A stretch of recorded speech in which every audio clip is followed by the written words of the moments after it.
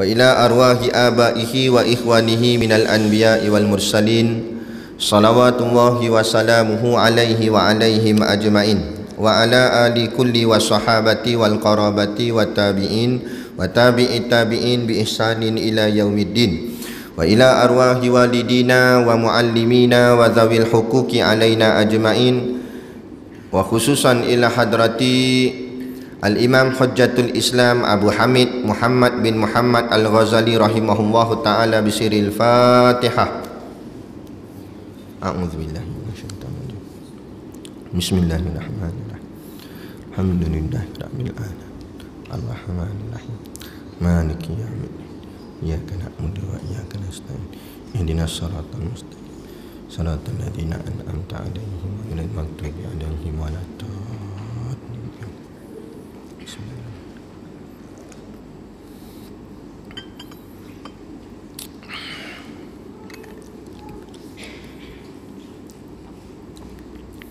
Bismillahirrahmanirrahim. Alhamdulillah nahmaduhu wa nasta'inuhu wa nastaghfiruh wa na'udzu billahi min syururi anfusina wa in sayyiati a'malina may yahdihillahu fala mudhillalah wa may yudlil fala hadiyalah. Asyhadu an la ilaha illallah wahdahu la syarikalah wa asyhadu anna sayyidana Muhammadan abduhu wa rasuluh. Allahumma salli wa sallim ala sayyidina Muhammad wa ala alihi wa ashabihi ajmain. Subhanaka la ilma lana illa ma 'allamtana innaka antal alimul hakim. Rabbi shrah li sadri wa yassir li amri wahlul 'uqdatam min lisani yafqahu qawli wa la haula wa la quwwata illa billahil aliyil azim. Amma ba'd. Alhamdulillah, kita sama-sama panjatkan syukur kehadiratillah subhanahu wa ta'ala yang dengan limpah dan kurnianya diizin oleh Allah subhanahu wa ta'ala pada kita pada malam ini untuk sama-sama kita duduk di dalam majlis ilmu pengajian kitab kita, iaitulah Ayyuhal Walad. Moga-moga dengan pengajian ini Allah memberikan keberkatan di dalam hidup kita di dunia ini dan seterusnya diredainya oleh Allah SWT akan kita di hari akhirat dengan dimasukkan kita semua ke dalam syurganya nanti di hari akhirat kelak, insya-Allah. Amin ya rabbal alamin. Yang saya hormati Tuan Pengarah Penjara dan seluruh ahli jawatan kuasanya, para pegawai yang tak dapat kita nak sebutkan namanya satu persatu, yang amat-amat disanjungi, para asatizah, alim-alim ulama, tuan-tuan guru, ustaz ataupun ustazah yang mungkin hadir pada malam ini. Mohonlah ditegur kepada hamba yang fakir dalam bidang ilmu ini sekiranya apa yang disampaikan dan dikongsikan ada salah dan silapnya. Yang kita kasihi ayah-ayah, ibu-ibu, pemuda-pemudi muslimin dan muslimat yang dirahmati Allah sekalian. Baik, kita sambung lagi pengajian kitab kita, muka surat yang ke-6. Qala al-muallifu rahimahullahu ta'ala wa nafa'ana wa iyyakum bi ulumihi fid daraini amin ya rabbal alamin. Kata pengarang kitab, dalam hal ini disebutkan suatu syair dalam bahasa Parsi. Tu bukan tulisan Arab, tu tulisan Parsi. Jadi saya pun tak reti nak membariskannya. Jadi kita baca terjemah dia je. Artinya, seandainya engkau menimbang 2000 kati arak, maka engkau tidak akan mabuk sehingga bila engkau meminumnya. Maka jika engkau belajar ilmu 100 tahun lamanya dan engkau menghimpunkan 1000 buah kitab, engkau masih belum layak mendapat rahmat Allah Ta'ala kecuali dengan mengamalkan ilmu itu. Allah Ta'ala telah berfirman, wa an laisa lil insani illa ma sa'a, Suratun Najmi ayat 39. Maksudnya, dan sesungguhnya manusia itu tidak akan mendapat sesuatu kecuali apa yang diusahakannya.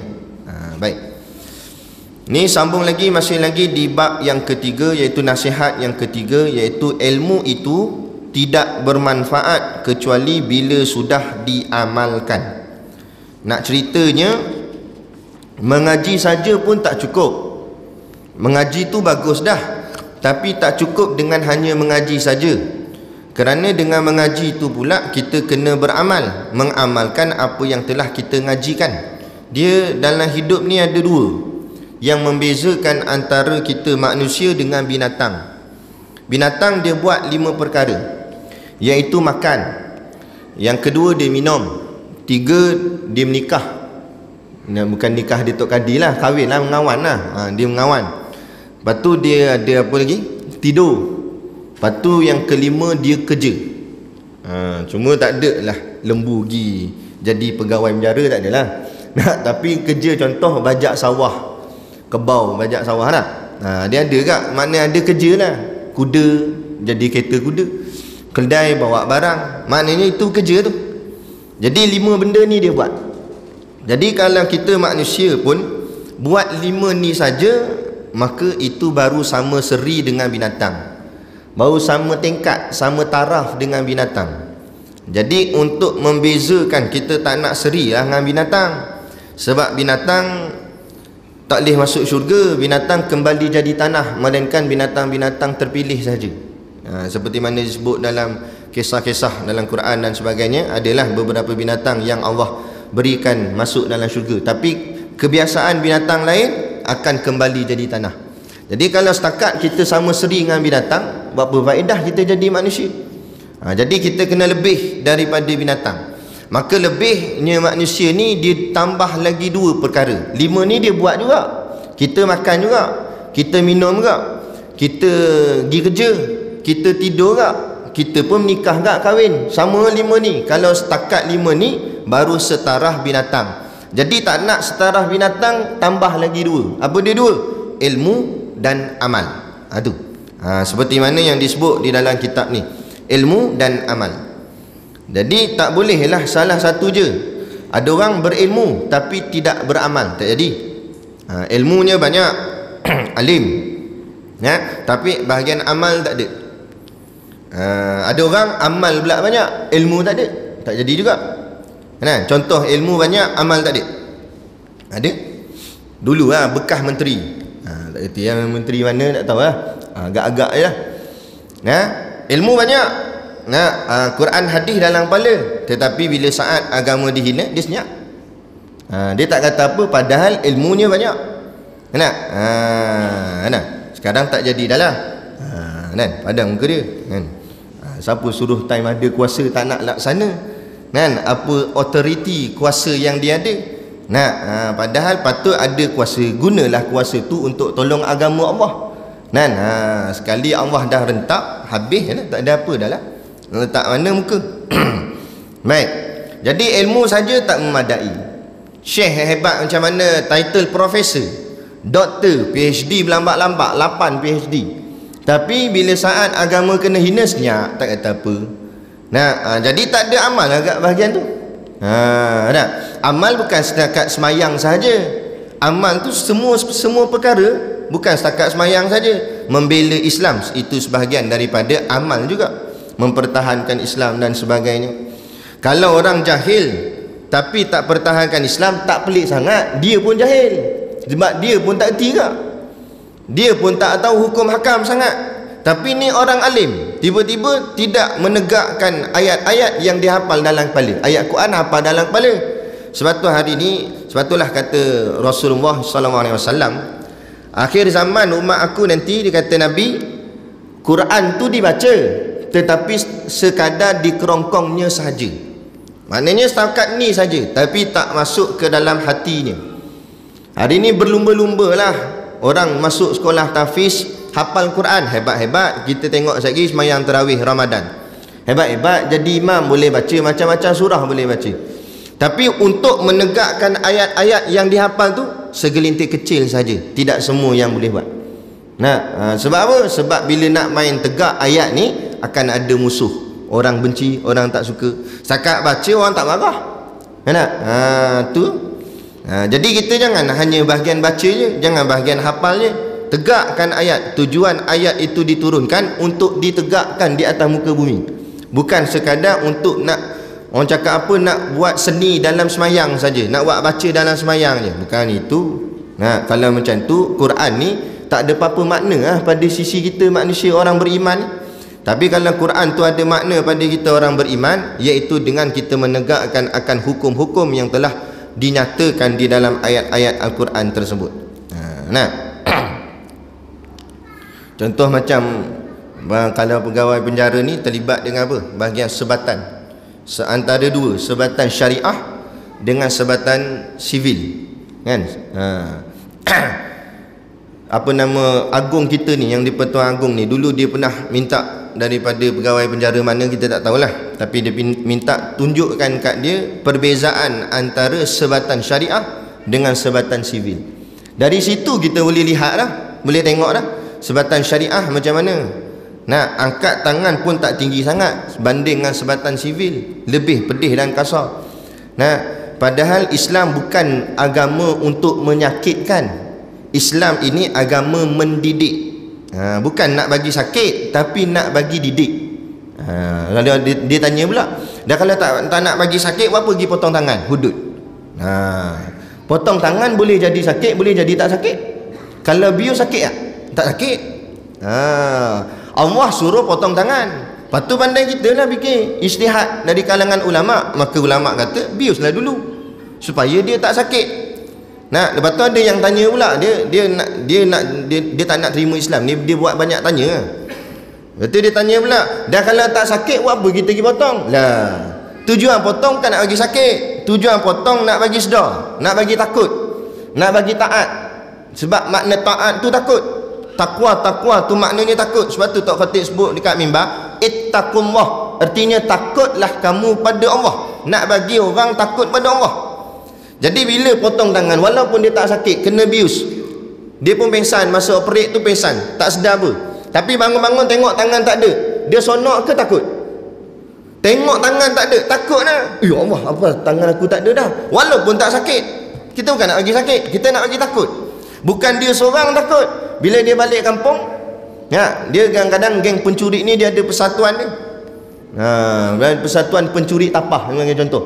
Dia balik, kawan-kawan dia tengok, mana lagi tangan? Kawan dia tanya, aku kena potong tangan ni, hudud ni. Baru-baru ni sebab kantoi itu mencuri. Kawan dia insah tak yang lain? Taubat juga. Akhirnya insah lah dah. Kita bersara lah dalam mencuri ni. Akhirnya nak letak jawatan segala ketua-ketua perompak. Mencuri tak mau dah, merompak tak mau dah. Siapa ni? Tengok tangan kawan tu tak ada. Bukan nak bagi sakit, nak bagi takut. Yang hari ni bila kita tidak ajar manusia untuk takut pada Allah, tak payah kata mencuri, pergi Mekah Madinah tak rasa apa-apa. Bila buat dalam perbuatan yang dilaknat Allah, macam kes Hajjaj ni, pergi Mekah Madinah pakai pakaian wanita, kemudian dia boleh belagak pula. Dia kata tengok saya tak kena azab pun. Sebab apa jadi begitu? Ini nak menunjukkan masyarakat hari ini dalam hatinya tidak ada takut pada Allah. Kita nak pergi Mekah tu pun berdebar dah. Nak pergi Mekah tu berdebar dah, dalam kapal terbang berdebar dah. Sebab kita duduk dengar baca dalam buku Mastika ke, orang cerita kata ada orang tak boleh nampak Kaabah. Takut kita. Takut gigi masuk-masuk tu Kaabah tak nampak. Jadi seriau tak? Takut, seram. Kita pun istighfar, ya Allah, astagfirullah, ya Allah, dosa-dosa aku. Teringat habis dosa-dosa kat Malaysia. Teringat habis dosa-dosa kita pernah buat dulu. Kita pun insaf, taubat sungguh masa tu. Ya Allah, janganlah engkau buka aib aku dekat tanah suci ni, ya Allah. Tolonglah ya Allah. Takut sangat. Sebab apa takut? Sebab dalam hati kenal Allah, dalam hati takut pada Allah. Hari ni orang pergi Mekah Madinah tidak ada perasaan begitu, tapi dia pergi kadang kata melancung. Dia anggap Mekah Madinah sama macam Paris, sama macam Jepun. Sebab apa? Sebab sudah tidak ada roh Islam di dalam hatinya. Jasad nampak Islam, IC tengok Islam, tapi dalam hati dia tak ada, batin tak ada dah. Kerana apa? Kerana manusia sudah tidak takut kepada Allah. Bila manusia dah tak takut pada Allah, tunggulah azab dan bala yang akan menimpa. Dia kalau setakat buat jahat, buat salah, buat dosa, itu bukan lagi dikira sebagai jahat sebenar-benar jahat. Sebab itu lumrah. Mana ada orang tak pernah buat dosa? Betul tak? Siapa sini tak pernah buat dosa? Cuba bangun nak tengok muka. Ada seorang? Tak ada seorang. Saya pun tak juga. Nah, tak ada seorang pun yang tak pernah buat dosa. Nah, tak, kalau tak dosa besar, dosa kecil mesti ada. Nak sikit macam mana pun mesti ada. Kalau contoh tak dosa besar pun, kita nak tengok TV, nak tengok berita, kan? Nak tengok cerita pasal apa nama coronavirus ni, kata makin meningkat ni. Kita tengok berita dalam TV tu, pembaca berita tutup aurat tak? Pakai tudung tak baca berita? Tak, nampak habis rambut-rambut, baju pula belah dada ni, nampak dada. Lah kali bukan corona kita dengar, kita duk tengok muka dia, dia tengok dada dia, nampak? Jadi dosa tak tengok tu? Dosa juga, walaupun kita tak sengaja, walaupun kita istighfar, astagfirullah, astagfirullah, tapi buka juga jadi. Nampak? Dosa juga, cuma ulama kata dosa kecil. Melihat aurat wanita tanpa kita sengaja, macam kita pergi kedai, lalu-lalu kat traffic light, motor amoy potong gitu, potong-potong tu dia pakai seluar pendek macam cawat, macam spender saja pakai, nampak habis urat apa nama tu, wayar bumi nampak dalam peha dia, nampak? Kita pun Allah salah beli. Bini kata beli sabun basuh baju, buat balik sabun mandi, buat balik.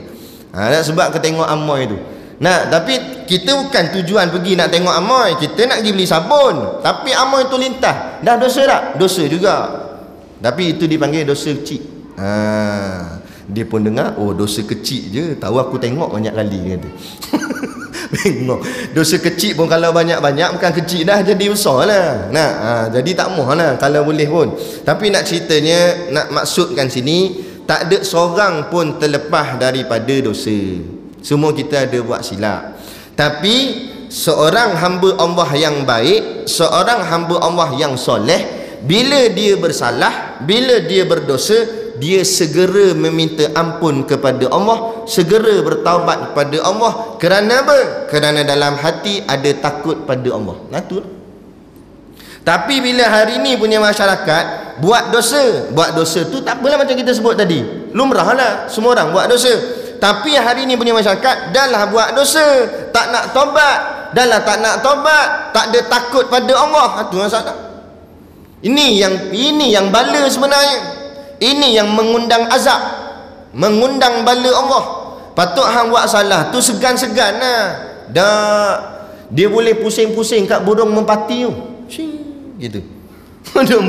Nak dia ingat dia perempuan, dia duduk buat gaya dia macam model apa lah. Nak tak ada segan. Patut segan lah sikit.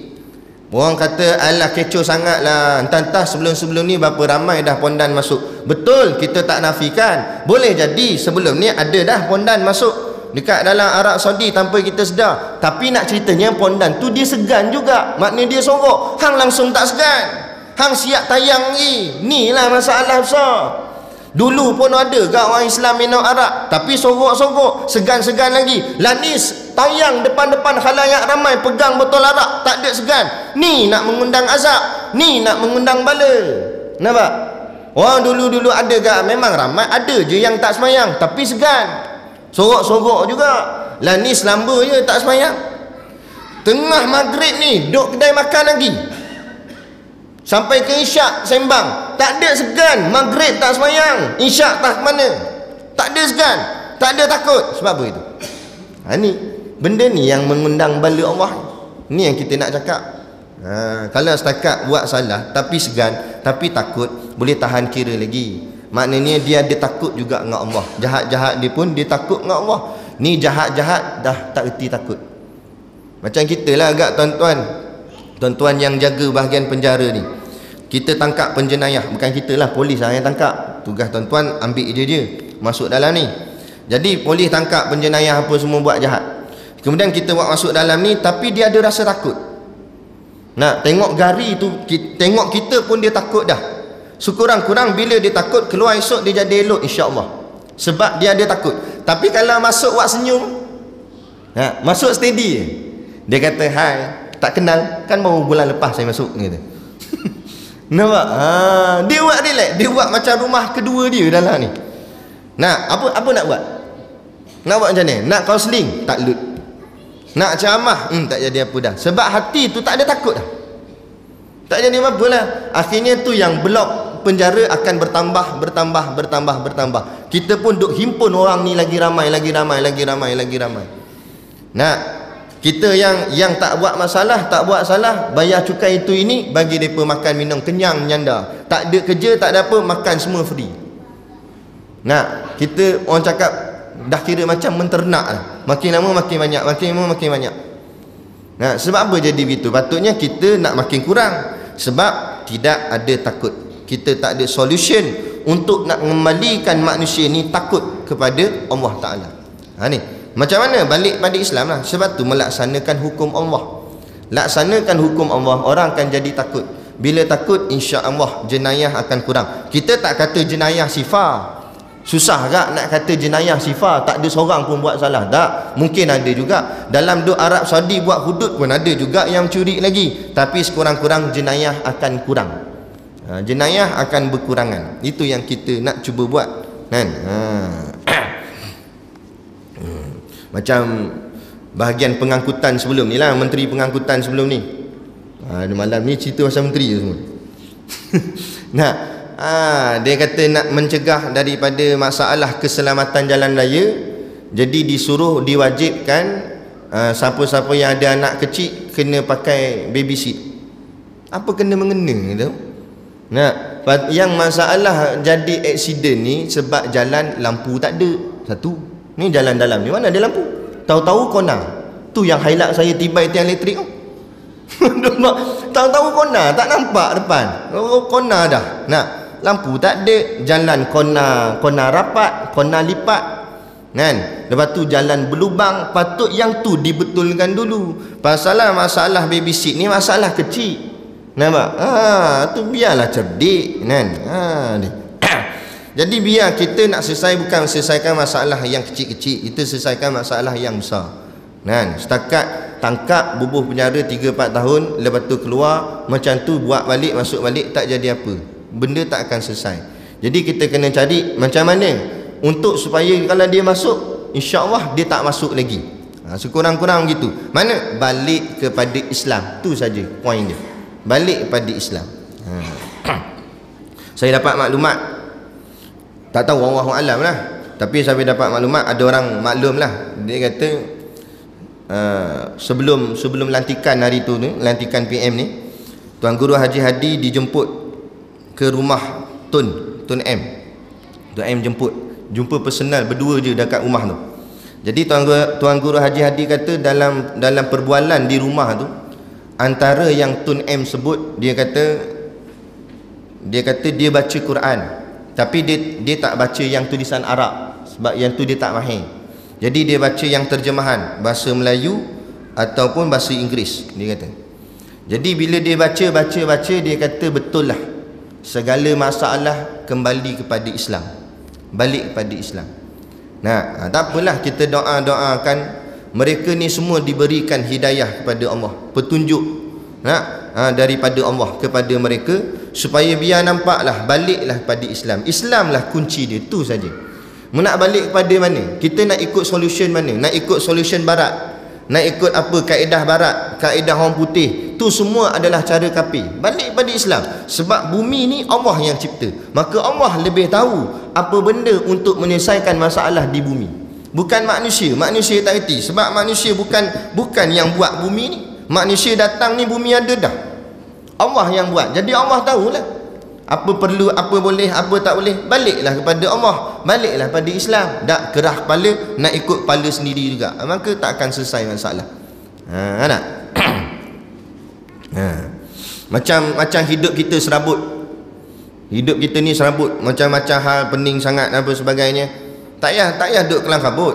Balik pada Islam. Kata ulama, sembahyang ini cerminan hidup.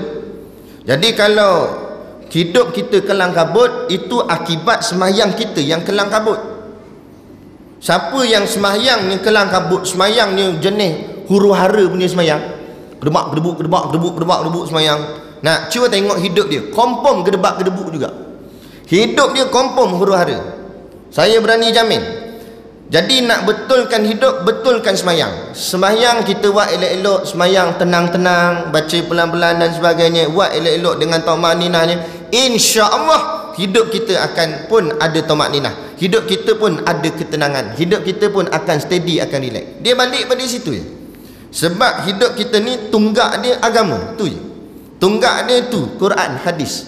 Balik situ insya-Allah segalanya beres, segalanya okey. Balik situ je. Kan? Saya ada orang share satu video. Seorang, saya tak kenal lah dia ni, tapi dia ni macam seorang yang bagi talk, bagi macam ceramah, tapi bukan ustaz. Dia ceramah untuk macam mana nak tarik rezeki, jenis macam mana nak jadi kaya lah, senang ceritanya.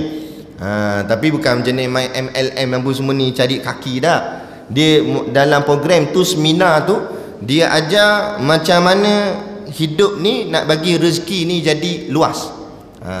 Jadi antara ucapan dia tu, orang cut video tu buat pendek. Saya pun jadi mula-mula malas nak tengok tak, tapi bila dengar sampai habis, betul apa dia kata. Mula-mula yang dia pesan, dia kata apa? Dia kata duit ni adalah makhluk. Dia kata duit ni adalah makhluk, duit ni sifatnya makhluk, dia kata. Jadi apa yang kita faham bila disebut duit ini makhluk? Dia tanya pada audiens. Bila kita faham duit ini makhluk, berarti apa makna makhluk? Makhluk artinya yang dicipta. Bila makhluk itu dicipta, pasti ada yang mencipta. Nampak? Duit ini makhluk, maka duit ini dicipta. Jadi bila duit ini dicipta, pasti ada yang mencipta. Dia ada dua je, ada makhluk, ada makhlukun, ada khalik. Khalik yang mencipta, makhluk yang kena cipta. Jadi duit makhluk yang kena cipta, yang mencipta siapa? Allah. Jadi selama ni kita minta duit kepada makhluk tu apa? Bukan dia yang cipta. Yang cipta Allah, maka minta pada Allah, dia kata. Nak minta pada Allah, yakin kepada Allah dalam bab rezeki, doa sungguh-sungguh pada Allah, buat kerana Allah, maka Allah sendiri yang akan memberikan rezeki tu, memberikan gaji tu, memberikan duit ringgit tu. Nak diperjelaskan begitu. Kemudian di atas stage tu dia kata apa? Dia kata, saya buat contoh lah tuan-tuan, dia kata. Katalah saya hari ni saya nak jadi pengemis, dia kata. Saya nak jadi pengemis dan saya memerlukan sangat duit. Saya tak minta banyak, saya cuma minta RM10 saja. Siapa yang ada dalam dewan ni ikhlas nak bagi kat saya RM10 kerana Allah. Kalau dia yakin Allah yang bagi rezeki kat dia, dan dia boleh bagi duit tadi pada orang untuk tolong orang lain, siapa yakin nak boleh beri pada saya. Nak dia sebut gitu, tiba-tiba seorang-seorang bangun, bagi. Bukan setakat RM10, ada yang bagi 50. Saya kata, dia kata saya ambil ni, saya tak bagi balik ni betul-betul ni ikhlas sungguh ni. Orang pun bagi lagi. Lah kali dia kata dah cukup. Orang bagi lagi. Sampai jatuh duit. Sampai dia sebut ya Allah, sampai jatuh duit ya Allah, dia ambil. Lah kali dia kata dah. Tak payah bagi dah. Boleh duduk masing-masing kat tempat duduk masing-masing. Dia pegang berkepuk duit kat tangan. Dia kata, tuan-tuan, tengok ni. Saya baru test sekali saja. Nak letak keyakinan kepada Allah. Saya nak 10, Allah bagi lebih daripada 10 sekarang di tangan saya. Dia tunjuk contoh macam tu saja. Nak bagi kita faham soal rezeki. Tiba-tiba kita pening kepala, macam mana apa benda ni. Nak yang nak pening ni, mati kita sok macam mana? Tu patut pening. Aku mati nanti macam mana agaknya? Nak mati tengah semayang ke, mati tengah tengok televisyen raja lawak? Nak kalau mati tengah semayang boleh tahan kira. Dan kalau mati tengah tengok nyanyi-nyanyi dekat televisyen, nak mati tengah jerit ke apa sebagainya, tengah sonok-sonok yang bukan-bukan, yang tu patut kita kena risau, yang tu patut kita kena pening. Pasal rezeki tak payah pening. Kalau kita buat betul ke buat sungguh-sungguh pada Allah, Allah yang nak bayar ke kita, bukan orang lain.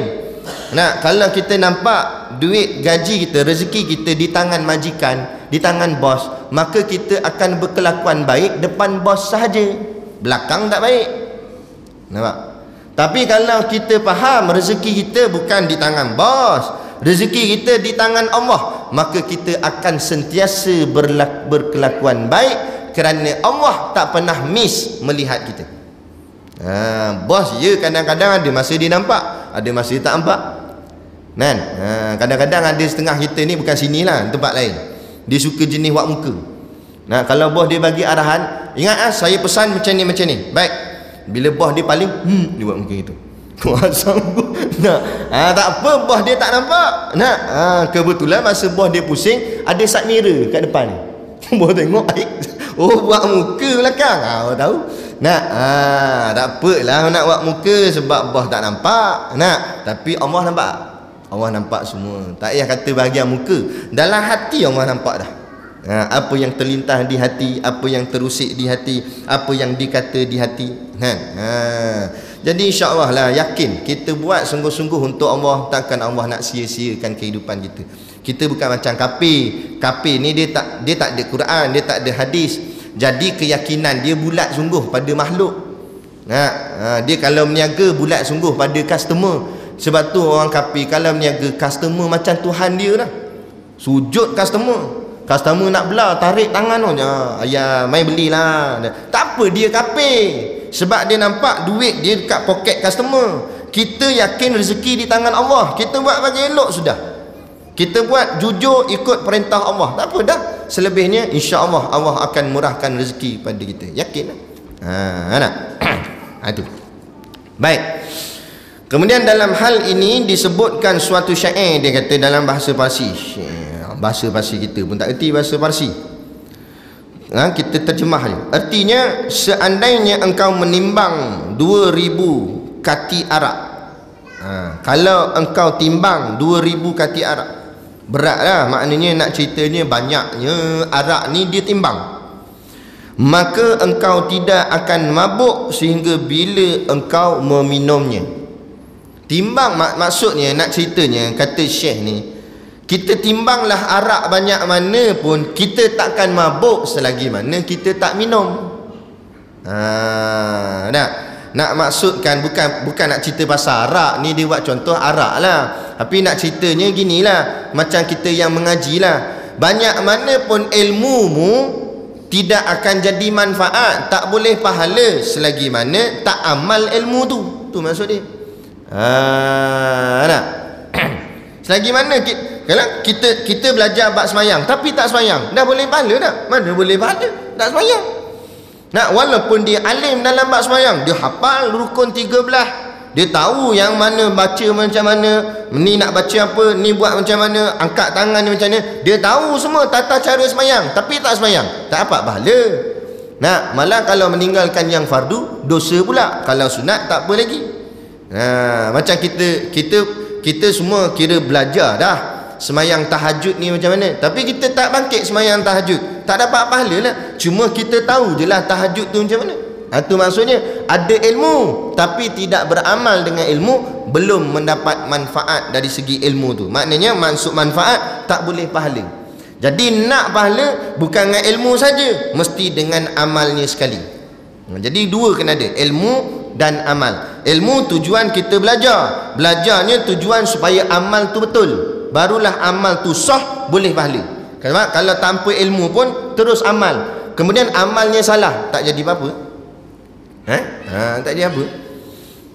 Macam baca Yasin, bukan masjid ni lah, tempat lain contoh.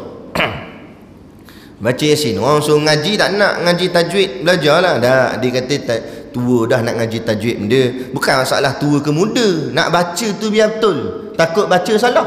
Lagi baca macam mana? Ya tu panjang gila ya. Yasin, sin pendek. Pada ya tu 2 harakat je. Yasin sama dengan amin dalam sembahyang. Mana-mana masjid kita tengok, dia Allah panjang itu pun sebab nasib baik orang lain dah berhenti. Kalau tak dia sambung lagi. Min pendek. Pada tu pendek 2 harakat mat badal. Amin. Gitu yang sebetulnya. Tapi bila dah tak mengaji, Nak ikut-ikut orang, dia ingat choir ke apa? Oh gitu. Nampak? Dia ingat choir benda tu dalam tu nyanyi tu tak apalah choir. Nah, ini bukan choir, ni semayang. Nah, tak erti. Sampai tak erti. Nah, sebab apa? Sebab beramal sahaja tetapi tidak dengan berilmu. Jadi rosaklah. Nah, baca panjang pendek kan, baca ayat Quran dan sebagainya. Ada seorang tu lagi kesian. Doa iftitah dia terbalik. Orang patut wama ana minal musyrikin, dan bukanlah aku daripada golongan musyrik, wa ana minal muslimin, dan aku adalah orang-orang Islam. Tu yang betul. Tak, dia terbalik. Wama ana minal muslimin, ujung sekali wa ana minal musyrikin. Mampuih. Nah, maksud dia apa? Dan bukanlah aku daripada orang-orang Islam, ujung sekali, dan aku adalah orang-orang syirik, orang-orang kafir. Kafir apa semayang? Nampak? Dah. Nah, sebab tu saya pesan, saya nasihat, walaupun kita dah hafal dah bacaan-bacaan dalam semayang, tapi kalau petang-petang tak ada buat apa-apa, duduk-duduk saja tu, buka buku tata cara semayang, cek balik bacaan-bacaan, takut-takut ada silap. Takut-takut ada silap dia punya bunyi dia, tajwid dia. Kadang-kadang kita dah biasa duduk main kat mulut, kadang-kadang tersilap. Jadi kita cek balik, takut-takut tersilap. Elok-elok jadi orang Islam, nak minta jadi kafir. Ada.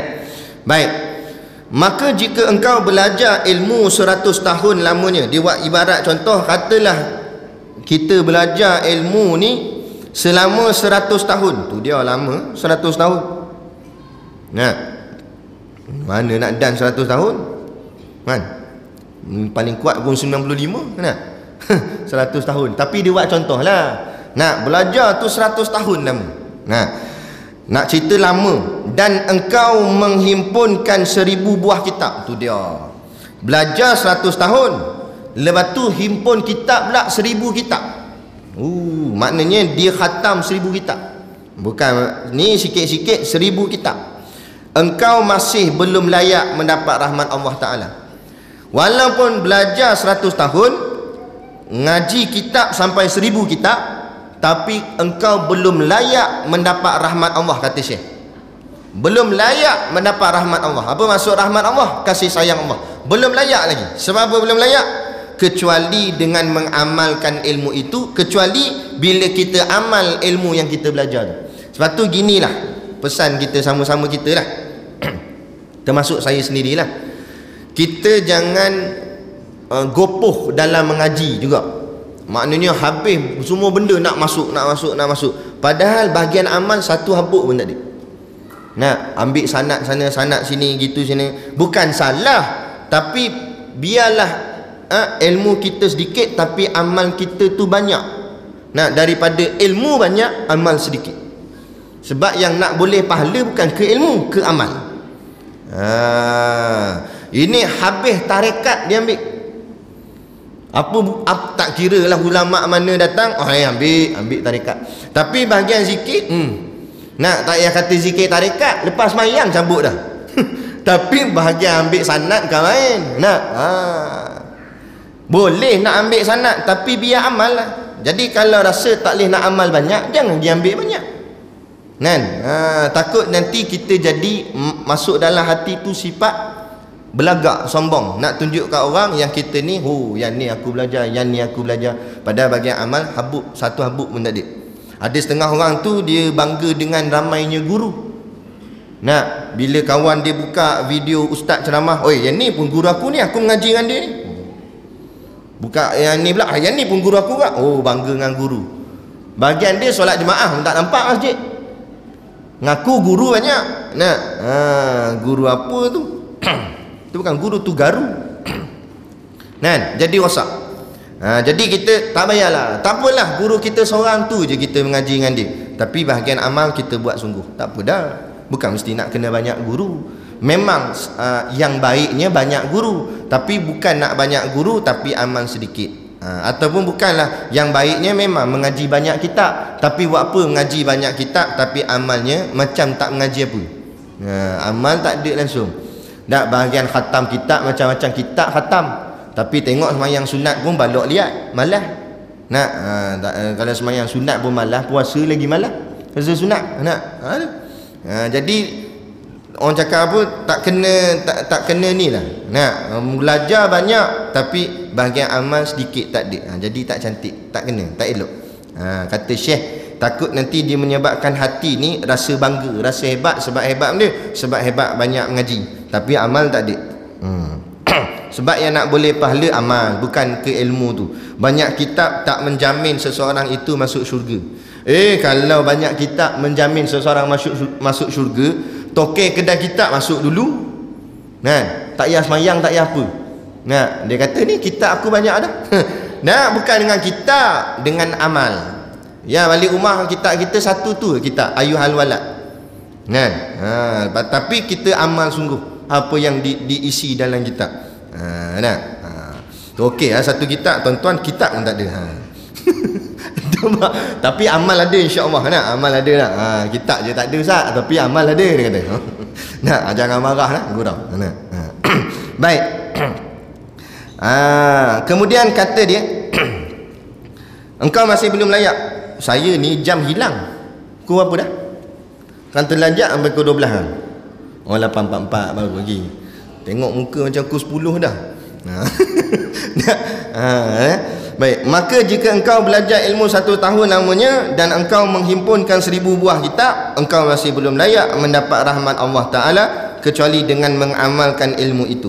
Allah Ta'ala berfirman, Allah sebut benda, wa an laisa lil insani illa ma sa'a, Suratul Najmi ayat 39. Maksudnya, dan sesungguhnya manusia itu laisa, tidak akan mendapat sesuatu illa ma sa'a, kecuali apa yang diusahakannya.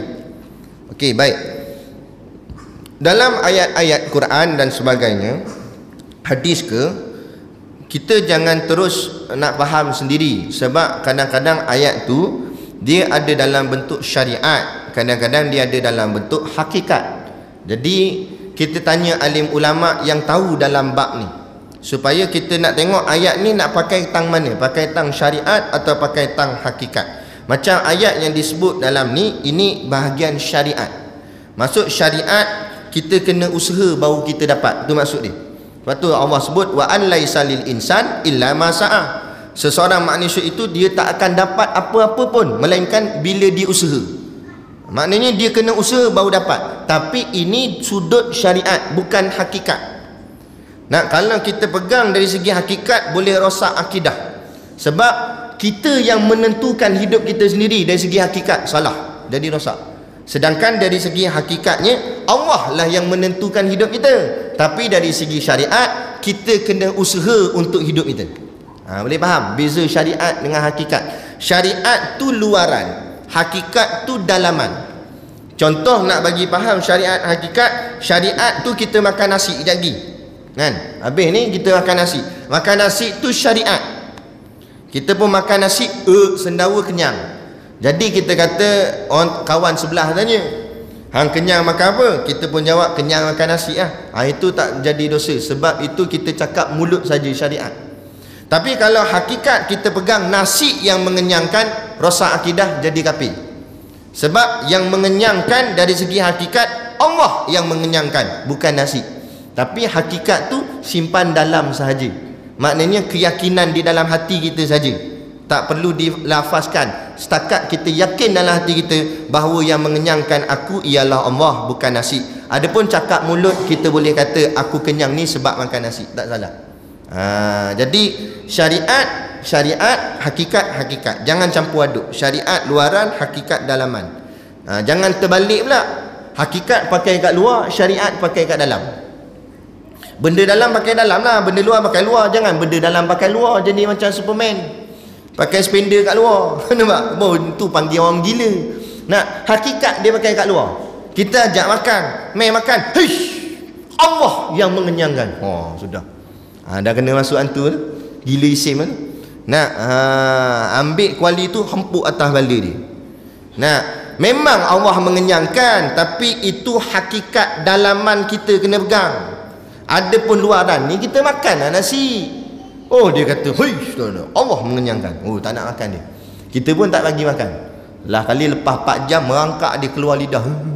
Nasi ada lagi tanya.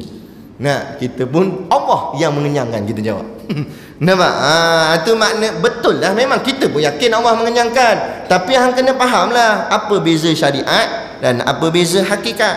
Macam kita makan ubat juga, kita demam sakit. Nah, kita makan ubat. Syariatnya kita makan ubat. Yang makan ubat tu syariat. Maknanya kita ikhtiar untuk nak sembuh. Bukan kita yakin ubat tu menyembuh, tapi kita ikhtiar sebagai jalan asbab syariat. Itu panggil syariat. Adapun bila kita makan sembuh. Nah, jangan kita yakin ubat yang menyembuhkan. Yang menyembuhkan Allah. Nah, cumanya melalui asbabnya ubat. Jadi bila kawan tanya, kawan tu tengok dia sihat dah, kawan tu sakit juga, kawan tanya, macam mana hang sihat? Hang makan apa? Allah yang menyembuhkan. Sudah. Dan macam mana kawan tu? Tak khabarlah nama ubat. Dah Allah. Nampak? Sebut, tak apa masalah. Kita pun kata, dah aku makan ubat ni ya. Ni ubat Panadol ni contoh. Kita kata, aku makan ubat ni lah yang aku sembuh ni. Nampak? InsyaAllah kita lapik dengan insyaAllah. Dengan izin Allah, kalau Allah nak bagi sembuh, sembuh. Kita pun ikhtiar. Macam saya ada jual King Herba. King Herba ni dia akar kayu, dia orang blend buat jadi herba. Rasa ni memang kau pahit. Baik sungguh. Tapi alhamdulillah, tok guru saya dulu dia pakai spek baca kitab. Lah ni tak pakai spek dah. Nak dia amal makan tu selama 5 tahun. Nah, alhamdulillah. Dan siapa yang ada kencing manis, dengan kabarnya ada yang turun. Ada yang apa nama tu batu karang, nak bila dia kencing keluar, dia jadi hancur, keluar sebiji-sebiji kecil-kecil. Kan? Jadi itu kita panggil ikhtiar. Jadi saya pun promote lah benda tu. Jadi ada seorang ni mata dia rabun-rabun gitulah. Balik habis kuliah dia pergi cari ubat ni. Ustaz, mana ustaz? Ustaz kata yang ubat boleh elok mata ni, bagi hilang rabun ni. Kita pun tunjuk ni, ada ni King Herba ni. Tak apa. Dia beli. Dia pun beli. Bulan depan saya datang kuliah. Nak dia bawa depan saya botol King Herba tu. Licin dah, habis dah. Dia hempuk depan dia. Tum, letak atas meja. Ni kenapa macam marah dia ni? Dia kata, ustaz, apa ni ustaz? Ustaz kata boleh sembuh mata. Ustaz tengok dahi saya, benjol dahi dia. Nah, sebab dia terhantuk dinding. Dapat rabun lagi rupanya. Dia kata tak hilang dah rabun ni, rabun lagi ni. Sampai benjol kepala saya ni. Dia kata, ustaz kata makan ni hilang rabun. Saya kata itu ikhtiar. Bukan ubat tu yang menyembuhkan. Yang menyembuhkan Allah. Tapi dari segi syariat, kita disuruh mencari ikhtiar, mencari ubat. Kita ikhtiar lah. Tapi jangan letak keyakinan tu pada ubat. Kalau ubat ni boleh menyembuhkan, sagi pakcik semayang, jangan sebutlah Allahu Akbar, sebutlah King Herba Akbar. King Herba Akbar. Gitu. Sebab tu ubat boleh menyembuhkan. Letak kat depan dia. Jadi biar kita faham. Ni kadang-kadang bila orang tak faham syariat hakikat ni, memang dia akan jadi fail dalam hidup dia. Dia kata orang awam, ustaz pun ada yang gagal dalam bab ni. Ada seorang ustaz, tak nak sebut nama, kita cuma ambil teladan cerita sahaja. Ustaz tu famous. Dia ceramah satu kampung kat masjid. Yang cerita ni orang kampung situ cerita dengan saya. Lepas tu ada seorang pakcik ni datang dari kampung sebelah. Sebab dengar ustaz ni datang kampung tu, dia dari kampung sebelah dia sanggup datang nak jumpa ustaz ni. Sebab ustaz ni adik-beradik dia, abang dia pengamal perubatan macam ruqyah ni, sifat-sifat ni abang dia. Tapi abang dia dah meninggal. Jadi pakcik ni ingat adik dia pun sama macam abang dia lah, boleh ubat-ubat gini. Jadi nak minta lah, pakcik ni ada sakit dialisis ni, sakit apa, buah pinggang. Jadi dia bawa lah air mineral ni, botol panjang, botol besar. Dia bawa pergi jumpa ustaz tu. Baru nak bagi, tak cakap apa lagi, bau hulur botol air. Ustaz tu awal lagi, tak ada. Saya tak percaya karut-marut gini. Yang menyembuhkan Allah bukan air. Saya tak buat benda ni. Pakcik tu sian, ambil balik botol air, buh dalam raga motor, start motor balik gitu. Sian pakcik tu. Lepas tu saya cakap, memanglah yang menyembuhkan Allah. Tapi manalah tahu air ni jadi asbab sebagai syariatnya. Kita bacalah ayat-ayat Quran dalam air ni. Tapi bila kita minum sembuh, bukan kita kata air yang menyembuhkan, Allah yang menyembuhkan melalui asbab air ni. Nah, sama macam duit gaji kita lah. Nak yang jadi rezeki kita boleh beli rumah, ada kereta, ada perabot. Nak daripada duit tadi tu. Duit tu datang dari segi hakikatnya rezeki daripada Allah. Tapi dari segi syariat daripada payslip, daripada duit gaji. Dan kalau tak nak main syariat, jangan ambil gajinya. Betul tuan, kalau ada jenis yang main hakikat ni tak payah bayar gaji kat dia. Dia kata, "Hei, rezeki Allah." Dia jangan bagi 1 sen, jangan bagi, nak tengok. Nampak? Tak apa, kita ambil lah gaji, tak ada salah ambil gaji, tapi pegang rezeki itu Allah yang kurnia. Nah, adapun gaji ni syariatnya. Nah, sebab tu bila sekadar syariat, hakikat Allah yang tentu. Nah, maksudnya kadang-kadang ada orang ada gaji tapi tak ada rezeki. Jangan ingat gaji tu confirm rezeki, belum tentu. Gaji-gaji je, rezeki-rezeki lain. Nah, kadang-kadang gaji jadi rezeki, kadang-kadang gaji tak jadi rezeki. Macam mana ustaz gaji tak jadi rezeki? Nah, bos dia kata cukup bulan dah ni, gaji saya dah masukkan, boleh tengoklah dalam akaun bank masing-masing. Dia pun balik tu senyum sampai telinga senyum. Sonok ah, bersiun siap. Dia kata sonok ah, boleh buat keluar duit dah ni, gaji dah masuk. Dia pun menuju ke bank nak keluar duit gaji 3,000. Sampai kat mesin ATM, cocok kad. Dia tengok, angka pun dah ada dalam tu. Dia pun tekan 300. Nah, keluar 3,000. Keluar tu cium. Cium duit kan. 3,000 cium duit. Nak tengah sonok-sonok, dia tak perasan. Rupanya masa dia keluar bank tu, ada 2 orang atas motor. Dari tadi usah pelik. Tengok je dia. Bila dia nak lintas jalan, kawan ni start motor, lalu depan dia sak sambar duit dia. Nah, yang tinggal sekeping 50 dekat tangan dia. Lagi 2,950 dapat kat kawan tu. Tu saya kata gaji dapat kat dia, tapi rezeki tak dapat kat dia. Rezeki dia 50 hari tu. Walaupun dalam payslip tulis gaji 3,000 masuk, tapi rezeki 50. Sebab 50 tu je ada. Nah, 50 tu pun belum tentu dia punya. Sampai rumah bini pula rempah khap gitu. Dah apa pun tak ada dia. Kosong tu rezeki dia. Nah, rezeki tu dapat ke si perompak tadi 2,950. Tu dia kata, duit orang nak merompak pun rezeki juga ya Ustaz. Rezeki. Cuma rezeki yang haram. Rezeki ada 2, ada rezeki halal, ada rezeki haram. Nah, perompak tu pun dia kata, ini rezeki kita ni hari ni, rezeki kita. Memanglah rezeki, tapi haram bengang. Nampak? Dia kata rezeki. Macam orang tikam nombor ekor lah. Tikam-tikam kena. Dia kata, ini rezeki kita hari ni. Kena tikam kita ni, nombor kita. Memang rezeki, tapi haram. Jangan ingat rezeki semua boleh tibai. Tak, rezeki ada 2. Ada rezeki halal, ada rezeki haram. Kan? Tapi nak ceritanya, rezeki Allah saja yang tahu. Gaji memang nampak depan mata kita dapat masuk dalam payslip kita, dalam akaun bank, tapi rezeki belum tentu. Tu. Lepas tu kita yakin kepada Allah. Jangan bergantung kepada keduniaan. Biar bergantung kepada Allah. Bergantung kepada Allah Ta'ala. Dan sesungguhnya manusia itu tidak akan mendapat sesuatu kecuali apa yang diusahakannya. Jadi ayat ni adalah ayat syariat. Maknanya kita pakai ayat ni untuk kehidupan syariat kita. Maknanya kita kena usaha untuk dapat sesuatu dari segi syariatnya. Adapun hakikatnya itu sudah menjadi ketentuan di sisi Allah. Dia senang ginilah, kesimpulan nak bagi senang kita nak faham. Syariat ni perkara yang belum berlaku. Hakikat perkara yang dah berlaku. Sebab perkara yang dah berlaku kita tak boleh ubah. Tak boleh ubah. Itu hakikat. Nah, tapi yang mendatang ni itu belum tentu, tak tahu apa. Sebab tu kita jangan seolah-olah overconfident. Sebab barang hakikat hanya Allah saja yang tahu. Ini habis rata ceruk kata saya PM ke-8. Akhirnya mana? Bukan kita nak kutuk siapa-siapa tak, tapi kita ambil teladan. Jangan kita overconfident.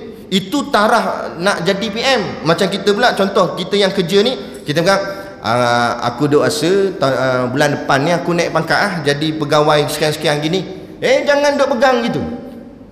Walaupun kadang-kadang kita ambil nasi dah pegang kat tangan dah ni, lagi sejengkal dia nak masuk kat mulut. Ni dah pegang begini lah, belum tentu masuk mulut kita.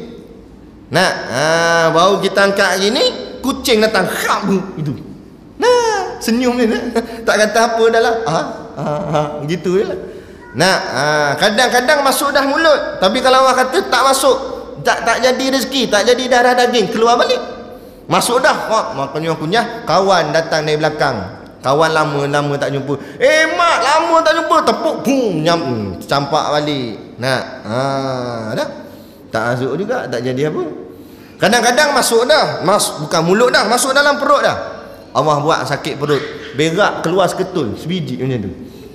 Contoh, tak adalah keluar seketul, tapi macam tu juga keluar. Tak jadi daging langsung, tak lekat. Nah, Allah tak buat. Nah, itu kita kena yakinlah dengan Allah, bukan yakin dengan diri sendiri, yakin dengan Allah. Sebab itulah maksud yakin dengan Allah, kita buat apa pun biar dengan insya-Allah. Boleh nak kata insya-Allah saya PM ke-8. Tak apa lagi, sedap agak bunyi. Nah, ada juga sebut dengan izin Allah, insya-Allah. Ni tak overconfident. Lah ni pula dia tukar. Saya PM ke-9. Menolak dah. Lepas ni 10, lepas tu 11, tu 12 dah. Apa ke benda lah. Nah, ni apalah. Kan? Kita jangan macam tu nah. Kita buat je kerja kita. Soal rezeki Allah nak bagi ke macam mana, kita, ya Allah aku serah padamu ya Allah. Aku jawatan bawah pun tak apa dah. Yang penting hidup aku engkau berikan ketenangan. Itu sudah dah. Kita nak jawatan tinggi-tinggi, tapi kalau hidup tak tenang, tak jadi apa tak? Betul tak? Macam dia tak tenang rasanya. Nah, lagi-lagi bila dah Tan Sri Muhyiddin Yassin angkat sumpah, lagi tak boleh tidur malam tu rasa.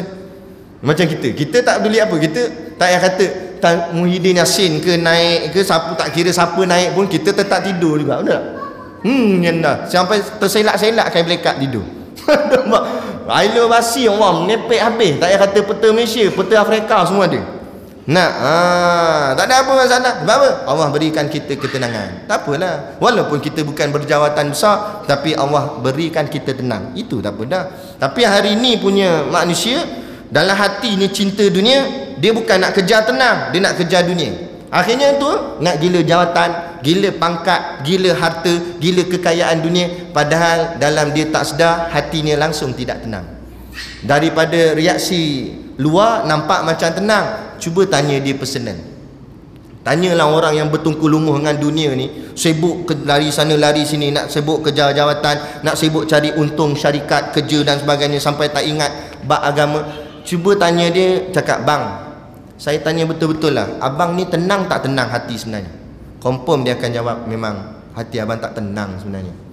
Nah, tapi sebab nak kejar dunia punya pasal. Lepas tu kita tak payahlah, kita apa yang kita ada, qanaah, cukup dengan apa yang ada. Yang penting ya Allah berikan aku tenang dalam kehidupan ni. Moga-moga esok mati pun tenang. Ada. Jadi kita berhenti sakat tu. Dan kita akan sambung, dan firman-Nya lagi, faman kana yarju liqa'a rabbih falyamal amalan solihah. Berhenti kat situ. Muka surat yang ke-7 nanti akan datang. Apa tu? Oh, ada soalan. Apakah apa ni? Kesesatan. Kesesatan. Apakah kesesatan atau kesalahan? Kena jawab ni. Tak apalah, kita jawab dari segi ilmiah. Apakah kesesatan atau kesalahan wanhizam yang orang awam tidak tahu sehingga ramai mempercayai ajarannya? Yang kedua, adakah menceritakan kesesatan orang lain dikira membuka aib? Okey, baik. Yang pertama dia tanya, apakah kesesatan atau kesalahan wanhizam? Kenal wanhizam? Bukan pegawai penjara sini. Wanhizam ni orang panggil dia Ustaz Wanhizam. Ada dia famous juga dalam YouTube dan sebagainya. Dia kalau ceramah tu keras. Ceramah dia pom. Memang popular lah. Memang sedap lah juga kalau dengar dia ceramah tu. Ustaz Wanhizam orang panggil dia ni. Ya, jadi apakah kesesatan dan kesalahannya yang orang awam tidak tahu sehingga ramai mempercayai ajarannya? Okey, baik. Saya taklah nak terus menghukum dia sesat ke dan sebagainya. Cuma kita cakap dari segi ilmiah. Pertama sekali, nak belajar ni dia kena ada step.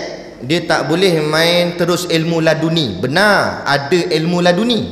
Kita tak menafikan. Maksud ladun ni, ladun tu di sisi ni tu aku, di sisiku, maknanya ni di sisi Allah. Dia belajar tu direct dengan Allah. Ada memang setengah orang Allah bagi dia, tapi sebelum dia dapat ilmu laduni, dia belajar dengan guru juga mula-mula peringkat awal dia belajar dengan guru juga. Lepas tu bila dah makam dia tinggi, ada kemungkinan, kata ulama, seseorang itu boleh mencapai ilmu laduni. Maknanya Allah sendiri yang akan tarbiyah dia, Allah mengajar dia. Maknanya dia dah naik jadi makam kewalian. Itu. Nah, tetapi kalau dia terus mengaku saya ilmu laduni tanpa melalui dengan guru, maknanya itu tak kena dia.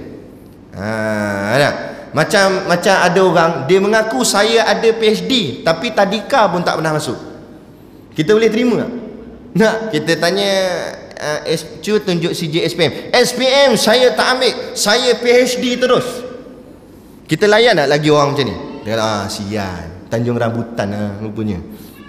Kita kata orang gila lah cakap begitu, main PhD terus, SPM tak ambil, UPSR tak ambil. Belajar dia ada step lah, mula tadika, lepas tu UPSR, lepas tu SPM, lepas tu diploma, dia sampai ke nak paling tinggi ke PhD ke sebagainya. Dia ada peringkat. Sama juga belajar agama pun dia ada peringkat. Mula belajar kitab kecil dengan talaki dengan guru gini. Belajar pula yang dinamakan benar-benar belajar, bukan macam ni kata guru kami mustami'an. Macam tuan-tuan ni duduk dengar kuliah ni, itu tidak dipanggil muta'alliman, dipanggil mustami'an. Maksud mustami'an golongan pendengar. Memang pendengar pun kitab pun tak bawa. Dia dengar gitu. Tak apalah, kurang-kurang dengar juga daripada tak dengar langsung. Jadi mustami'an. Orang muta'alliman dia belajar talaki, duduk depan guru, lutut bertemu lutut. Macam di pondok tu, duduk depan guru, belajar dobek satu-satu, guru cakap apa ambil satu-satu. Itu baru muta'alliman, belajar. Dan belajar pula mula daripada kitab kecil sampai ke kitab yang lebih besar dan lebih besar dan lebih besar, ikut step. Baru dinamakan orang ini benar-benar orang yang mengaji. Bila orang ni benar-benar mengaji, barulah ilmunya diiktiraf untuk disampaikan. Tiba-tiba main ikut kepala sendiri, duk main rasa-rasa, saya rasa Tuhan macam ni. Dia main baca buku sendiri, baca kitab sendiri, itu tak boleh. Baca kitab sendiri. Sebab itulah kita buat kuliah, panggil ustaz. Kenapa tak tuan-tuan je baca sendiri kitab ni? Boleh je baca sendiri tak? Tapi kadang-kadang fahamnya salah. Maka perlu pada guru untuk memberi faham, supaya jalannya macam mana, ceritanya macam mana. Macam belajar tajwid juga, dalam buku kata ikhfa itu menyembunyikan huruf nun. Macam mana nak sembunyi? Ditutup nun tu. Sembunyi dia kata. Macam mana nak faham kalau setakat baca sendiri? Maka kena ada guru. Guru pun terang. Maksud menyembunyikan huruf nun, jangan jelas bunyi nunnya. Contoh macam an. Bila an, lidah sampai ke langit. Bila menyembunyikan, maksudnya jangan sampai kena gitu. Itu ikhfa. Jadi guru pun tunjuk dengan lidahnya. Barulah namanya belajar dengan berguru. Sebab tu kata ulama, siapa yang belajar tanpa guru, maka gurunya setan. Akhirnya dia kok faham sendiri. Jadi saya pun tak ikut sangat Ustaz Wan Izam ni. Cumanya saya ada dengar-dengar lah orang duk kata-kata, dia kata ada gambar perempuan, dia kata macam ni lah, wajah Tuhan lah apa semua. Wallahu alam, dia sebut tu apa maksud dia, itu kena tanya dengan dia sendiri. Kalau betul dia kata perempuan itulah wajah Tuhan, rosak akidah. Tapi kalau dia ada makna lain ke dan sebagainya, konon-konon dia nak masukkan ayat dalam. Kalau nak masukkan ayat yang dalam-dalam pun tak boleh di khalayak ramai, di orang awam. Sebab orang awam tak boleh faham direct gitu. Macam kita nak terang akmat pada budak pasti, mana boleh budak pasti terima. Kita kata, tak yang kata akmat, kita kata 4 kuasa 2 darab 5 punca kuasa 8. Tanya budak tadika. Budak tadika ABC baru hafal. Dia baru A for apple. Kuasa. Dia pun kuasa abugin lah, dia kata. Budak-budak mana boleh. Akhirnya jadi lagi bengong. Sama tak? Katalah dia mengaji tinggi macam mana pun, seseorang tu mengaji tinggi, dia boleh syarah dalam-dalam, tapi bila berhadapan dengan orang awam, dia tak boleh bawa syarah yang terlampau tinggi, sehingga menyebabkan orang awam tak boleh nak faham. Akhirnya lagi bertambah tak faham, dan lagi bertambah keliru. Akhirnya merosakkan akidah umat. Itu lebih berbahaya. Sebab tu dalam peringkat mengaji dalam ilmu tasawuf, Dia ada orang, dia akan sampai ke makam fana. Fana ni binasa. Dia tak nampak yang lain dah. Dia nampak diri dia dengan Allah Ta'ala sahaja. Sebab tu dia tak pedulikan dunia ni. Harga minyak naik ke dia tak kisah. Selalunya ini para wali. Tu baru makam fana. Tapi makam fana, setengah pandangan ulama kata dia boleh mengajar lagi. Sebab dia masih lagi duduk di bumi yang nyata. Dia masih boleh lagi terima bumi ni. Cuma hatinya kuat dengan Allah. Dia dengan Allah je. Yang lain dia tak kisah. Harga minyak naik dia tak kisah, apa naik, siapa naik jadi PM boleh tak kisah. Ada. Ada wali. Jadi kalau kita ada ciri-ciri gitu, wali lah kot. Kan?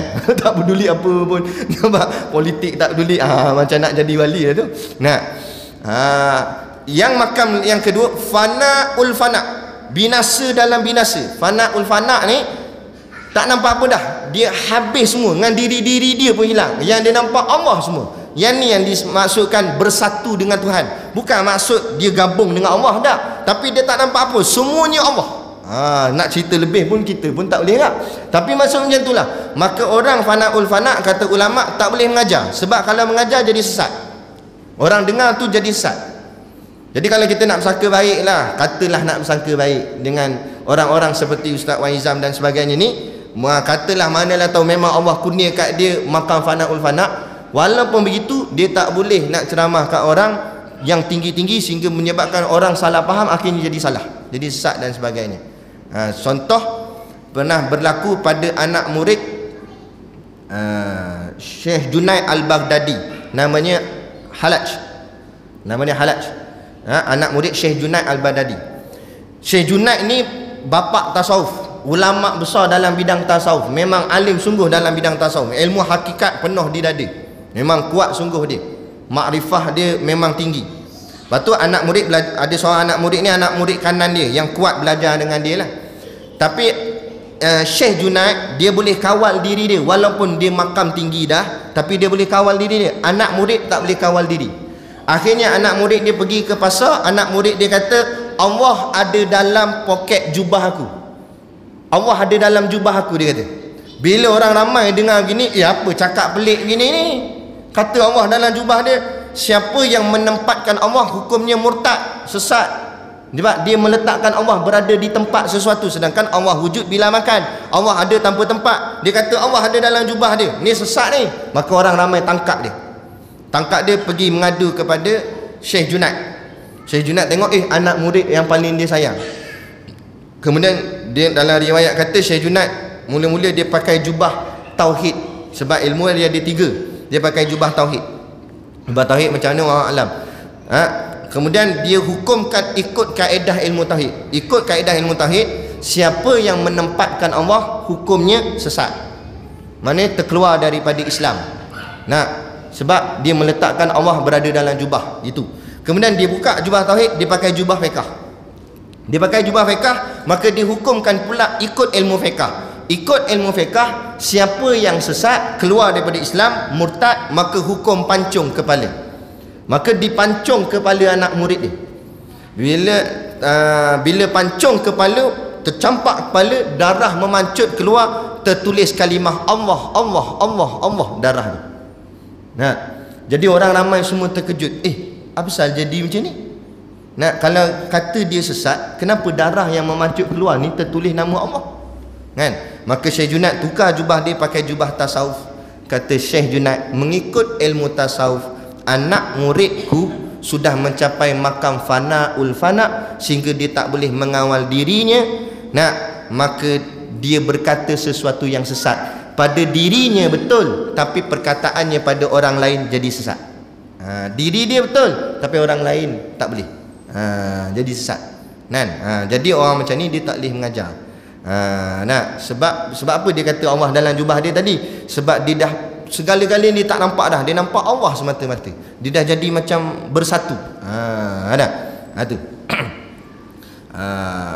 Jadi benda-benda begini susahlah kita nak ni. Cumanya kita nasihatkan para asatizah mana-mana, tak kira lah Ustaz Wan Izam ke siapa-siapa pun, bila berhadapan dengan orang awam, jangan ambil tinggi-tinggi macam tu. Tak kena cara, melainkan orang yang sesuai dengannya. Kan? Kalau betul lah dia betul, kalau betul dia tu tak betul, tak kena tak. Sebab ada gak ustaz tanya dia. Nah, ustaz ada seorang ustaz pondok tanya dia, telefon dia, saya dapat rakaman perbualan tu. Ustaz tu tanya, ustaz pondok ni tanya Ustaz Wahizam ni. Assalamualaikum ustaz. Waalaikumsalam. Ustaz, saya nak tanya ustaz mengaji kitab apa dalam ilmu tauhid, sebab dia banyak membicara tentang ilmu tauhid. Jadi ustaz ni tanyalah, ustaz mengaji kitab apa ilmu tauhid? Ustaz Wahizam jawab, dia kata saya mengaji saya mengaji kitab hikam. Lepas tu ustaz ni kata, tak, saya tanya kitab tauhid ustaz. Dia kata hikam, saya ngaji hikam. Maknanya nampak jelas dia tidak faham disiplin ilmu. Kerana kitab hikam bukan kitab tauhid. Kitab hikam kitab tasawuf. Kitab tauhid contoh usul tauhid, matan umul barahin, faridatul faraid, baquratul amani. Banyak lagi lah. Itu kitab tauhid. Tapi dia pergi jawab kitab hikam. Dia kata saya mengaji kitab ni, apa pun semua saya mengaji kitab ni. Mana boleh. Kitab tu khususannya tasawuf saja. Kalau nak alim tauhid, ngaji kitab tauhid. Nak alim fiqh, ngaji kitab fiqh. Alim tasawuf, ngaji kitab tasawuf. Bukan ngaji kitab tasawuf alim semua benda. Tak boleh. Sebab tu kita tengok doktor pakar tulang, dia pakar tulangnya, jantung dia tak pakar. Doktor pakar jantung je, tulang dia tak pakar. Doktor bius pakar bius, dia pakar bius je. Jangan panggil orang tu tulang dia masalah, pergi panggil pakar jantung, yang akhirnya dioperate jantung. Kawan tu sakit jantung, panggil doktor pakar tulang. Last kali bukan mati apa, mati tercekik tulang kawan. Jadi tak kena cara. Sama juga. Orang pomen motor, pomen kereta. Jangan campur aduk. Ini kita masalah kereta tapi hantar dekat pomen motor, mana dia nak tahu nak buka apa. Sebab bukan bahagian dia. Sama juga dalam bab ni, tauhid, fiqh, tasawuf. Jangan mu belajar tasawuf, lepas tu mu nak alim semua. Mana boleh. Ikut flow lah. Tauhid, fiqh, tasawuf. Jadi itulah masalah. Panjang pula jawapannya. Siapa suruh tanya? Jadi itulah yang kita dapat simpulkan. Jadi maknanya tak tahulah, kita pun malas nak bicara sangat. Ada gak dalam video orang komen, ustaz minta ustaz komen pasal lepat. Kita sebenarnya malas lah nak komen-komen ni. Kita tak payah peduli pasal depa yang tak betul. Kita sekarang ni kita berada di fitnah akhir zaman. Kita betulkan diri kita sudah. Kita pergi cari ilmu yang betul, cara yang betul, kita belajar elok-elok. Ada pun depa ni kalau kita nak berdebat pun tak selesai. Panggil depa cakap gini, depa nak menang juga. Macam lepak tu. Dengan rambut gitu-gitu, macam mana semayang, macam mana, apa semua macam mana. Nak berguru dengan siapa apa semua. Tapi bila kita petikai lebih-lebih ni, macam-macam lah kan. Jadi kita gitu. Kita betulkan diri kita. Kita belajar betul. Belajar beginilah, cari ustaz-ustaz yang mengajar di masjid-masjid terbuka. Bukan yang mengaji jenis tertutup ni. Bila terbuka, insya-Allah dia betul. Sebab kalau takkan dia nak ajar benda yang salah secara terbuka, mesti kena tangkap. Jadi mengajar yang secara terbuka gini, insya-Allah ustaz-ustaz tu betul. Tapi kalau jenis nyok-nyorok, ada nyok-nyorok. Dia kata nanti nak datang mengaji, parking 1 kilo tau. Jangan parking dekat, parking jauh, 1 kilo parking. Lepas tu jangan lupa bawa beg plastik. Kenapa? Ustaz, dia tanya ustaz tu. Kenapa? Sebab nak masuk slipper dalam beg plastik tu. Sebab tak boleh letak luar, nanti orang nampak. Ada apa-apa main mengaji sorok-sorok gitu. Kalau benda tu betul, apa nak sorok-sorok? Buka lah. Ini sampai sorok-sorok. Ada sampai dia kata apa? Dia kata ilmu ni rahsia tau. Dia kata ini cicak kalau dengar pun masuk syurga. Dia kata pula dah sampai ke cicak dia. Ada seorang tu kita jumpa, dia kata apa? Dia kata ilmu ni Saidina Abu Bakar pun tak tahu. Ni Nabi direct ngaku. Dia macam mana? Saidina Abu Bakar tu makam dia sebelah makam Rasulullah. Ni jasad Rasulullah, sebelah tu jasad Saidina Abu Bakar. Sebelah jasad Saidina Abu Bakar, jasad Saidina Umar. Punya nak tunjuknya hidup sampai ke mati rapat dengan Nabi. Tiba-tiba dia kata ilmu ni Abu Bakar pun tak tahu. Aku je tahu. Nak bersama lagi pada Abu Bakar. Nak mabuk ketum sungguh. Ni masalah. Jadi tak payah jenis-jenis belik-belik mengaji tu kita jangan mengaji dengan dia. Jadi kita tak payah layan orang-orang macam ni. Jadi tak selesai masalah. Kita cari dia ilmu yang betul, ngaji sifat 20. Yang masalah 2-3 orang ni je. Yang betul lagi banyak kat 200-300 orang. Kenapa yang sikit ni kita jadi nak layan ke dia, nak ni tak payah peduli lah, lantak dia masalah kecil dia biar dia 2-3 orang je. Kita tumpukan yang lebih ramai guru-guru yang ajarnya betul, 200-300 400 orang lagi kat dalam Malaysia ni, ramai lagi yang betul daripada setakat mereka ni saja yang tak betul. Tak payah ikut lah. Yang kedua, dia satu lagi gini lah, pesan untuk guru saya, kalau niat kita ikhlas nak belajar kerana Allah, Allah akan pertemukan dengan guru yang ikhlas untuk ajar kita kepada Allah.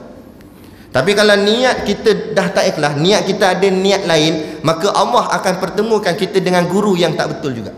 Contoh kita belajar sebab nak nama, maka Allah akan pertemukan guru yang gila nama. Kalau kita belajar sebab nak pangkat, Allah akan pertemukan dengan guru yang gila pangkat juga. Nanti dia akan didik kita pun jadi gila pangkat. Tapi kalau kita belajar betul-betul nak Allah, kerana Allah, maka Allah pertemukan guru yang betul-betul ikhlas pun berjuang mengajar pun kerana Allah, maka dia akan didik hati kita bulat kerana Allah.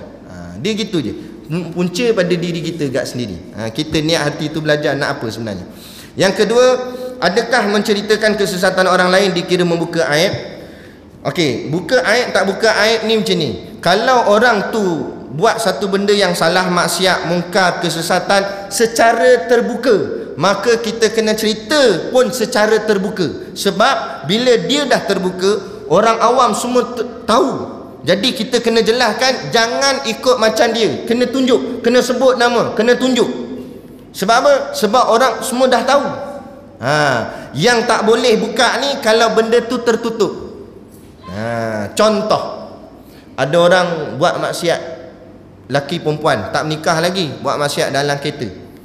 Kita pun pergi serbu tangkap. Yang tu kita tak boleh viralkan, kita tak boleh nak tunjuk ke orang, sebab dia buat dalam keadaan tertutup. Jadi kita tangkap dia dan kita ceramah dia apa semua, kahwinkan ke apa ke, dan cerita tu tutup situ, sudah. Ada pun ni tak tayang dalam televisyen apa semua, tunjuk kat orang sebagainya. Contoh macam artis-artis joget-joget, pegang tangan, berlakon dalam drama peluk-peluk, padahal bukan laki bini, peluk-peluk, cium apa dan sebagainya, pegang-pegang tangan lah apa semua sebagainya. Yang ni kita kena cakap secara terang-terang juga, sebab dia buat maksiat tu secara terang-terang, kena cakap. Tapi kenapa yang dalam TV tu kita tak nampak salah, tapi yang dalam kereta ni kita nampak salah sangat? Bukan kita backup yang roman dalam kereta ni, salah juga. Tapi yang peluk-peluk dalam TV tu, berapa banyak mata tengok kat TV, peluk-peluk, bukan laki bini, peluk-peluk, tak ke maksiat tu. Mereka lakon je ustaz. Berlakon tak berlakon tu peluk. Mana boleh main macam tu? Kalau macam tu kita bagi bini kita, tak apa, berlakon je, boleh gitu. Berdarah hidung tengok. Nak bini kita orang peluk. Mana boleh terima kita bagi hantaran, bagi mas kahwin, dia orang lain yang peluk. Kita tak dapat peluk. Apa jadi gitu. Jadi yang tu, jadi samalah soalan ni. Maknanya kalau kejahatan orang tu secara terbuka, kita kena ceritakan kejahatannya pun secara terbuka, dengan tujuan bukan mengaibkan dia, dengan tujuan supaya orang tak ikut dia. Jangan ikut dia. Tapi kalau kejahatan yang dibuat tu secara tertutup, jangan kita buka cerita. Kerana patutnya rahsia, tapi habis semua orang tahu dah. Contoh macam masalah Siti Kasim.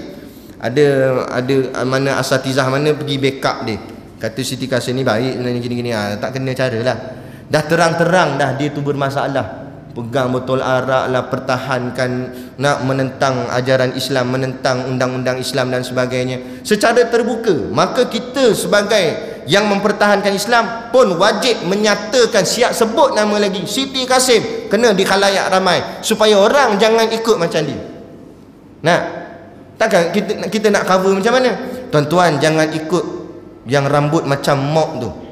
Orang pun fikir, siapa dia rambut macam mok? Tak payahlah nak kiyah-kiyah, cakap je lah dia ni Siti Kasim. Tapi ustaz, kalau dia dah berubah, so dia dah berubah, kita maaf, kita terimalah dia, tak ada masalah. Nah, bila dia dah berubah, cerita lama ni jangan ungkit, jangan kita cerita dah. Kita cerita kebaikan dia pula. Tapi masa dia salah, tetap kena cerita dia salah.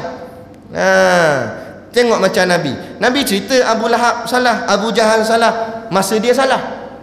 Tapi rupa-rupanya sampai kesudah memang dia salah. Nah, contoh Abu Sufyan. Mula-mula dulu Abu Sufyan belum meluk Islam. Abu Sufyan peluk Islam masa Fatuhul Mekah, pembukaan kota Mekah. Dan masa tu Nabi lawan Abu Sufyan. Lawan juga dalam perang Uhud, lawan perang Badar, lawan.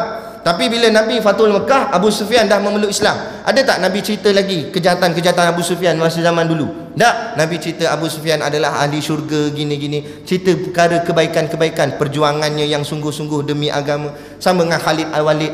Khalid Al-Walid jadi seorang panglima tentera Islam yang hebat. Padahal masa perang Uhud, dialah yang datang daripada belakang, sehingga kan Nabi sampai gugur gigi. Nah, tapi bila dah meluk Islam, Nabi tak ungkit dah cerita lama. Nabi cerita Khalid Al-Walid adalah seorang pejuang Islam yang sangat hebat. Wahsy nu yang bunuh pakcik Nabi Saidina Hamzah di perang Uhud. Wahsy yang paling lembing tu. Nah, tapi akhirnya Wahsy peluk Islam.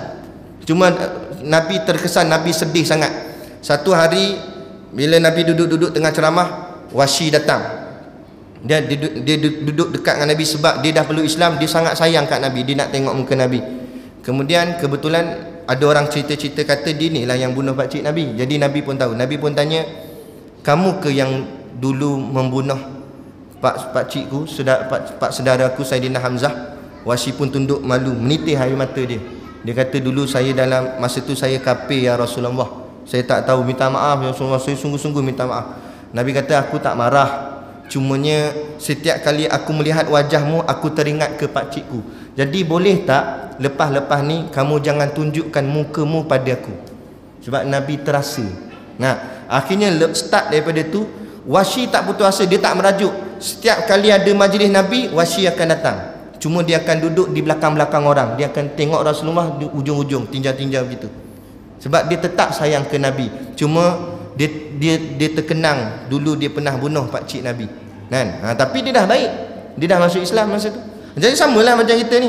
Jadi masa dia melakukan kejahatan secara terang-terangan, kita wajib mengatakannya supaya orang jangan ikut. Tapi bila esok dia dah jadi elok, kita jangan cakap lagi. Nah, kita lupakanlah benda-benda yang lama ni, kita selesaikan. Kemudian kita cerita kebaikan-kebaikan dia sebab dia sudah pun berhijrah, dia sudah pun menjadi baik. Dia gitu. Jadi kita doakan juga mereka-mereka yang rosak dan sebagainya supaya kembali ke pangkal jalan. Adapun kita yang mungkinlah dah duduk ke jalan yang baik, kita doa moga-moga Allah jangan cabut jalan baik ni daripada kita. Sebab kita tak tahu, mungkin ada orang hari ni jahat tapi esok baik. Tapi mungkin hari ni kita baik tapi esok jahat. Ini kita takut. Sebab Allah yang lebih tahu. Jadi kita kena banyak bergantung kepada Allah. Boleh jadi hari ni kita yang jaga penjara, esok takut kita yang kena jaga dengan pegawai penjara. Nah, bukan kita doa tak, tapi itulah kenyataan dia. Jadi kita kena hati-hati, kita kena selalu berdamping, minta petunjuk daripada Allah. Doa sungguh-sungguh, janganlah sampai Allah merosakkan kehidupan kita ni, insya-Allah. Nah, jadi kita bergantung kepada Allah. Jadi sekadar tu dulu. Terlajak pula masa sebab ada soalan kan. Tak apa nak. Nak demi agama tak apa, masa lama sikit. Kerja lama dah dari pagi sampai ke petang kan nak. Nah, jadi sekadar tu. Dan macam biasa di luar sana ada sedikit produk perniagaan untuk menampung sekolah pondok dan juga tahfiz kami. Jadi pakat-pakatlah tuan-tuan membeli sambil menderma. Dan kami nak melancarkan projek membina sebuah lagi blok bangunan sekolah sebab peningkatan pelajar yang semakin meningkat. Alhamdulillah akhir zaman ni, walaupun keadaan zaman yang macam-macam hal, tapi masih lagi ramai orang yang nak kepada agama. Jadi permintaan sekolah agama tu tinggi. Jadi kami blok bangunan yang ada tidak dapat menampung. Jadi kami cadang, kami nak bina satu lagi blok bangunan yang kami pun tak kira lagi berapa nilai dia. Cuma kami minta kalau ada apa-apa nak sumbang, nak wakaf, nak atas nama dia, maknanya batu tu ada nama dia. Moga-moga selama mana batu tu duduk, tiang tu duduk situ, insya-Allah amal jariahnya berjalan. Jadi pakat-pakatlah tuan-tuan membantu sambil menderma kami ni, membeli sambil menderma. Moga-moga dapat membantu perjuangan sekolah kami menghasilkan generasi-generasi ulama pada masa-masa yang akan datang, insya-Allah. Jadi sekadar tu, wabillahi taufiq wal hidayah. Wassalamualaikum warahmatullahi wabarakatuh. A'udzu billahi minasyaitonir rajim. Bismillahirrahmanirrahim. Alhamdulillahi rabbil alamin, wassalatu wassalamu ala asyrafil anbiya'i wal mursalin Sayyidina Muhammad wa ala alihi wa sahbihi ajma'in. Allahumma taqabbal minna salatana wa du'aana innaka antas samiul alim wa tub alaina innaka antat tawwabur rahim. Allahumma ja'al dinana dinan nabi Muhammadin sallallahu alaihi wasallam wa islamana islamal muslimin wa imanana imanal mu'minin wa salatana salatal khashiin wa a'malana a'malas salihin wa niyatana niyatal mukhlisin wa dhunubana ya Allah dhunubal mustaghfirin wa hayatana hayatal ulama wa mautana bi mautis syuhada wa adkhilnal jannata ma'al anbiya'i alaihi wassalatu wassalam. Rabbana atina fid dunya hasanah wa fil akhirati hasanah wa qina adzabannar wa qina adzabannar wa qina adzabannar. Wa sallallahu ala khairi khalqihi sayyidina Muhammad wa ala alihi wa sahbihi wasallam. Subhana rabbika rabbil izzati amma yasifun, salamun alal mursalin walhamdulillahi rabbil alamin. Amin ya rabbal alamin. Taqabbalallahu minna wa minkum.